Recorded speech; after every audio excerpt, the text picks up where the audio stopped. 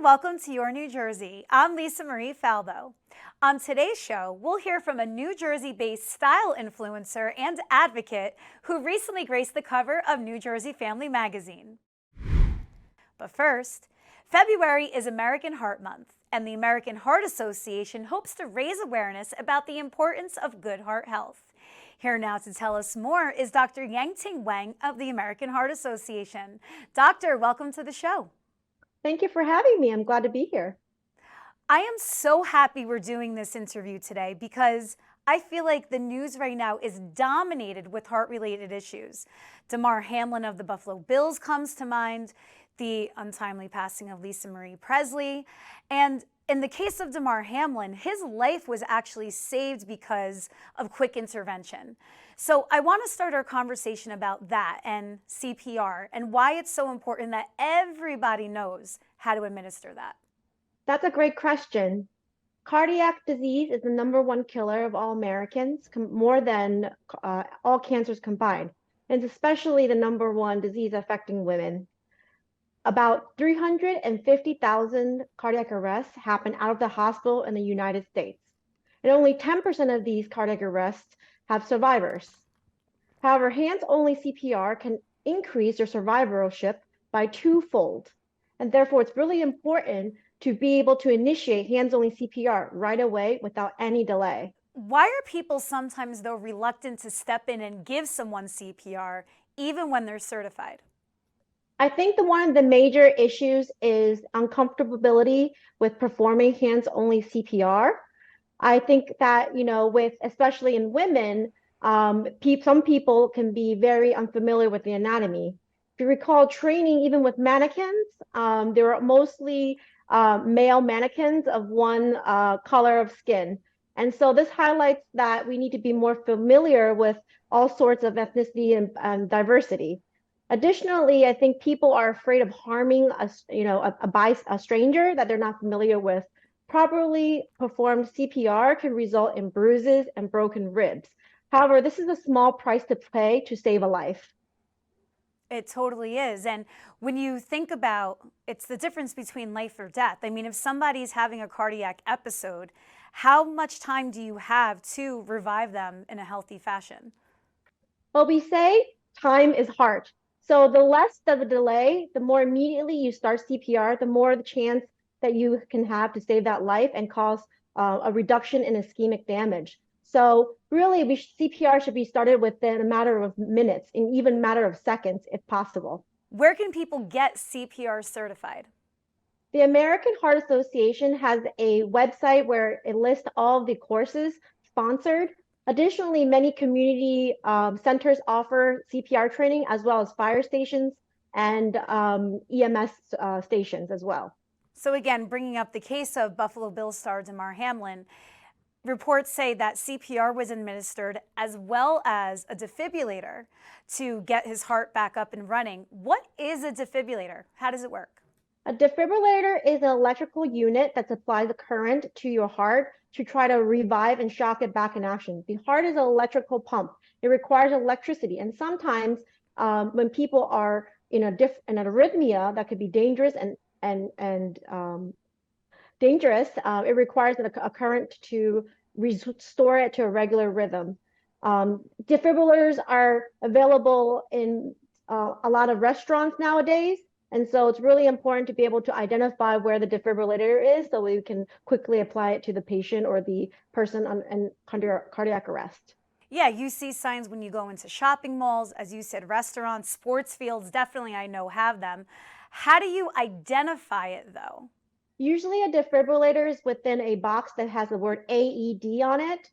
And so it's in a red box with AED. So typically it's about the size of a cereal box. And so it comes in a little package. And so you can open it up and there's instructions. And actually it's an automated machine where it tells you where to put the pads and it tells you when to apply the shock.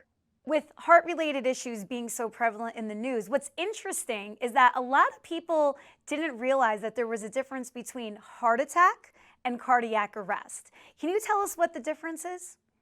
Yes, a cardiac arrest encompasses all sorts of reasons where your heart does not function properly and it does not pump. And cardiac heart attack is a specific reason. A heart attack results from a clot in one of the major plumbing systems that supply blood to the heart, also known as a coronary artery. So when the plumbing system is blocked, that is a heart attack. As opposed to a cardiac arrest, could be from a variety of reasons, whether it be an arrhythmia where the electrical system is not functioning properly, or pulmonary embolism where there's a blood clot in the lungs rather than the heart. So in the case of cardiac arrest, a defibrillator is needed, obviously, because it has to deal with the electricity, but maybe in a heart attack, not really. So sometimes the heart attack can cause a rhythm problem. So the defibrillator only functions when there's an electrical issue that needs to be rebooted. And so sometimes because the heart is not getting sufficient enough blood and causing the lack of oxygen, it can cause the electrical system to go out of whack and require a reboot. However, not always it can be helpful because sometimes a heart attack does not cause an electrical problem. Okay, so yeah, you really need to know how to do both. You need all the tools you can at your fingertips to save a life. That's correct. I think, again, essentially knowing how to use an AED is extremely important because the faster you're able to apply a cardiac shock to a patient and to a person, the more likely they're going to be able to survive if that is an electrical issue. And then more importantly, performing CPR. So even in the case where there is no defibrillator, good CPR can also save a life. It keeps the heart perfused, it keeps the brain perfused until we're able to get a defibrillator on the patient, should it be needed. And again, not all cases require defibrillator. In cases where the electrical issues are not the main problem, just keeping the heart blood flowing and keeping the brain flowing in terms of oxygen can help the patient survive until they are able to get to the hospital where further diagnostic study is required or further treatment is required. So I think in terms of what is the most essential skills, it's being able to perform good quality CPR and knowing where the defibrillator is and how to use one. Do heart attacks and cardiac arrest episodes just happen out of the blue, or are our bodies giving us clues along the way before that happens? I think that depends on the age group of patients. More so in younger patients, they can happen out of the blue as they are not, developing chronic diseases. For example, arrhythmias are more likely to come out of the blue in younger patients who have more rhythm problems. As people age, then chronic illnesses, including cholesterol, which can cause heart attacks, can often show early signs. And specifically in women, these signs can be missed because they present atypically from the classical textbook of heart pains, mid-sternal pain. Often in women specifically, we get more of a GI, symptom, indigestion, arm numbness, palpitations, or irregular heartbeat. And so those things can be disguised and often missed in specifically women. And so being able to be in tune with your own body and seeking earlier attention can help with the early detection of heart disease, things that can cause a heart attack or a heart cardiac arrest. And a lot of people mistake panic attacks for heart attacks. So what are the key differences? So typically panic attacks are usually under emotional stress versus a heart attack is usually with activity. However, I will be cautious, especially again in women, panic attacks is often what people chalk up symptoms to be, when in fact is actually more of a cardiac symptom. So I would say, it is our job as physicians to tell the difference between a panic attack and and heart symptoms. So leave it to us. Come see us. Come see your doctor and ask about that, and we can help you decipher whether or not it is something more benign or something more serious.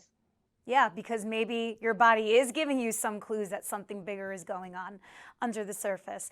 Talk to us about you and your practice. So I'm currently a preventative and cardiologist at Atlantic Cardiology in Neptune, New Jersey, with a special interest in women's cardiology and cardio-obstetrics, which is taking care of women during their pregnancy.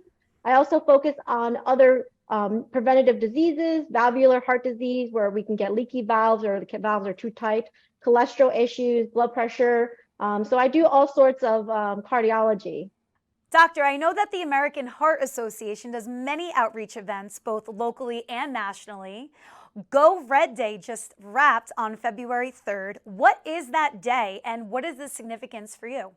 Go Red is the American Heart Association's signature women's initiative for women's cardiovascular health. It is a comprehensive platform designed to increase women's heart health awareness and serve as a catalyst for change to improve the lives of women globally. It is no longer just about wearing red. It is no longer just about sharing heart health facts. It is about all the women making a commitment to stand together with Go Red and taking charge of their own heart health, as well as the health of those they can't bear to live without. Making a commitment to your own health isn't just something you have to do alone either. So we ask everybody to grab a friend, grab a family member, and celebrate Go Red, bringing awareness to the number one killer of women, heart disease. Doctor, before we wrap here today, is there any message you want to send to our viewers about keeping their hearts healthy? Yes, I think since the pandemic, people have been less active, and now it's time to take back our own health under our own control. I recommend everyone to keep active and eat healthy. And remember to see your doctors if there's any questions or concerns about new symptoms or things that are symptoms that are changing. Excellent. Doctor, thank you so much. Where can people find out more about you and the American Heart Association of New Jersey? The American Heart Association has a wonderful website with all sorts of patient information. You can also find more information about me on our website, atlanticcardiology.com. Doctor, thank you so much for coming on the show today. We were both rocking our red, talking about a very important topic. Best of luck to you and your patients. Thank you for having me. I really appreciate being able to come on your show and bringing awareness to cardiac health for everybody. Teggy French is a New Jersey-based style influencer and advocate who recently graced the cover of New Jersey Family Magazine with her son, Lawrence. She joins us now to talk about living and giving back to her beloved Garden State. Teggy, welcome to the show. Hi, thanks so much for having me. So good to be here.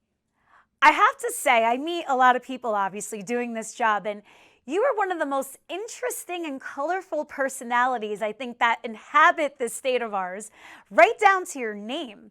Who is Teggy French? Well, thank you for that.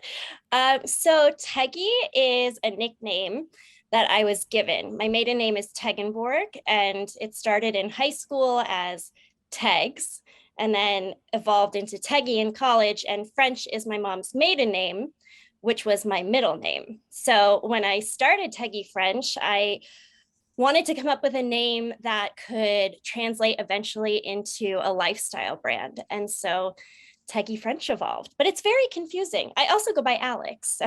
Oh, you do go by Alex. Oh, so Yeah. in like your personal life. Yes. All right. Well, Teggy's your stage name. That's cool. Exactly. A lot of people have stage names. Yes, they do. I was Alexandra French when I was an actress. So people laugh. It's like, people are like, what does your ID say? So I'm like, I guess it just depends where you met me in life, what my name is, but I answer to all of them. I love that. Well, you are very stylish, like I said, and it's such a unique style at that. You made an amazing career out of it as well. So talk about your style evolution. Yeah, so, I've always been drawn to the past. So as a little girl, where most kids were wanting to wear like limited too and stuff like that, I was wanting to wear poodle skirts to school and was obsessed with Buddy Holly and all things kind of 1950s. And then I just started to, I guess as I evolved, I believe in past lives. So I definitely think that it translated through. And as I've gotten older, we've kind of moved to the 60s and the 70s. And now I'm actually getting into the 80s as well. But I just loved the way that everybody put themselves together back then. And they really took pride in what they wore. And so that's what I'm trying to create in the modern world. Tell us about your clothing line. Yeah, so I started a line of caftans. We actually launched during COVID. I've always collected vintage clothing, and to me, caftans represent what we all love, which is being comfortable. But I believe that comfort doesn't have to equal not looking glamorous. So with the caftan, you have that comfort, yet you look put together. You can put on heels and go out to dinner. You could wear it to the pool with sandals. And so I just wanted to start a line where, we had all been so used to being in our athleisure, having been at home. And I just wanted to provide a different outlet for people to look fabulous and feel good about themselves. And that launched a few years ago. And now we are a full e-commerce site. And we're working on some new designs to kind of bring back that yesteryear glamour while still being comfortable. I love comfort, especially these days. Yes. You know, Taggy, in researching you before this segment, I feel like you were living the life of an Instagram influencer before that was even a thing. So I'm assuming it was a natural transition for you when this all came to be, this social media crazy world. Yes. So I started as an influencer. Just oddly enough, somebody said to me, you should start a blog. And I always tell people to really pay attention to what people tell you you're good at. And so for me, that was always people complimenting my clothes. And someone was like, you should start a blog. So I literally went home and I figured out how to do that. And I launched Teggy French the following Monday. And that was really fun. And I love working with other brands. And it's been an amazing platform. And then I wanted to transition and grow that into starting my own brand that other influencers will hopefully wear the way I did for lots of brands that I love. How do you think that influencer culture has changed over the years? Well, I think it's consistently changing, and the algorithm is always interesting on Instagram. I think TikTok's becoming a really different platform if you're looking to get started with being an influencer. I think that's more of the way to go these days because you're seen a lot more. But people who are used to a certain way, and I am one of them. Instagram is still a great platform for influencers. I just think it's a little harder to get your start there nowadays.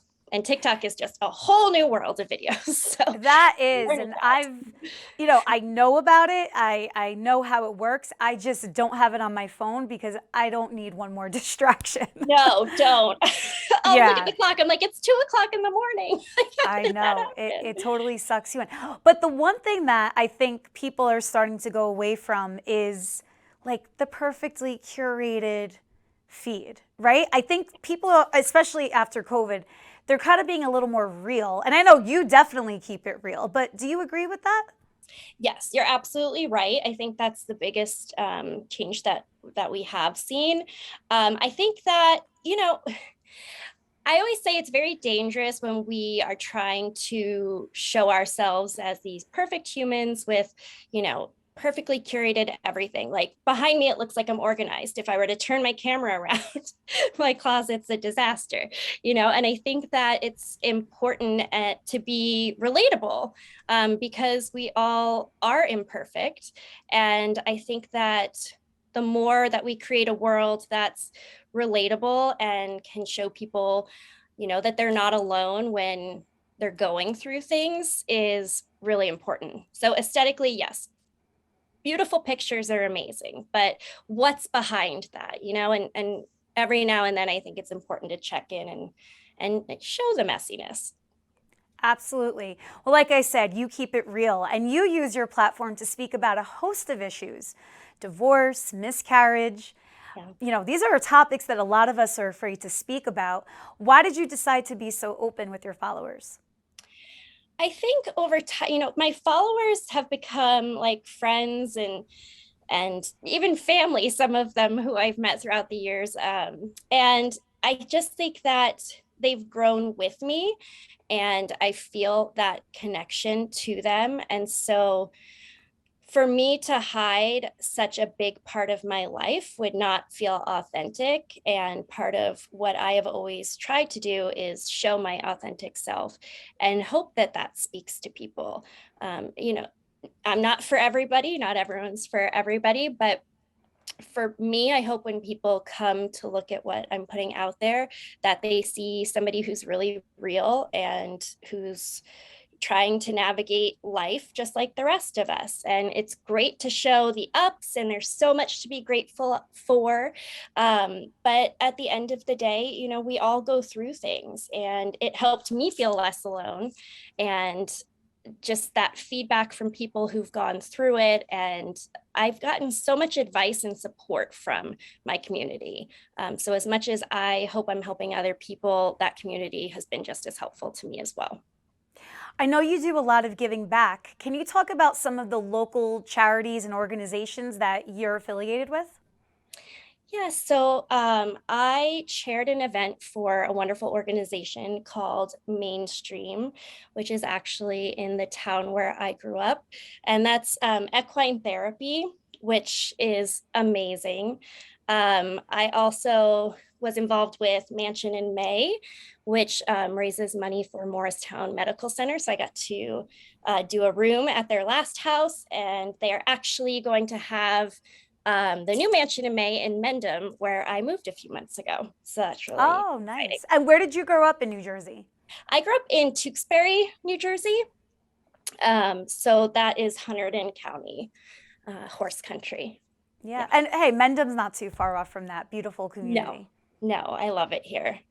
Actually, my parents moved here when they left New York City when I was 3 years old. So it's come full circle, and now I'm back, and my son's going to the same preschool where I went. Yeah. Isn't it crazy how that happens? You never think you're going back to your hometown and then you No, wind up there. I am evidence of that. are you? Yes. Never thought I would move back to East Hanover, Morris County, not far from you. No, And, not at all. you know, when we were house hunting, my husband, who's from New York, was like, "Oh, what do you mean? I love East Hanover." I'm like, "Oh, man." But it's great. I have no It's complaints. great. I mean, there's no place like New Jersey. I say it's we're much like the South. You know, we love our family, we love our teams, we love big hair, and it's a great state. It totally is. It's Yeah, got something for everybody for sure. absolutely. Well, you recently graced the cover of New Jersey Family Magazine, and you graced the cover with your adorable son, Lawrence. Talk to us how that came to be and how exciting that was for you. Oh my gosh, like what an honor. I was involved with Morph Mom. This past year, we went to Asheville, North Carolina, and then that is how I was put in touch with Dina, and she reached out to me and asked if I would want to be on the cover. And I mean, about hit the floor. I mean, what an honor. So it was a lot of fun. And Lawrence actually just brought it to school for show and tell this week. So it was really cute to see how proud he is. Yeah, you definitely need to get that framed and blown up and put in your Yes. house as a very cool memento. One of the things in reading that article that stuck out to me, again, being so open about your life, is your co-parenting situation and why it's so important for the child, especially to have a healthy relationship with your former partner. Talk about that. Yes. So I always say, you know, we chose to bring our children into this world, and you know, we owe them everything. And unfortunately, you know, marriages and partnerships don't necessarily work out, but that doesn't mean that you have to give up being a family. So I say James and I are not a family on paper, you know, in the way that some people might see it, but we are a family, and we've just learned to navigate that in a different way. And you know, people go through things, and there's hurt, and I realize this can't be as easy for everybody, but if you can just stop and look at the bigger picture and know that your main focus is that child, I think that in time and with work, you can come together, you know, especially you loved each other at one point, right? And things just change over time. We grow, we change. But the main focus always has to be your child. Absolutely.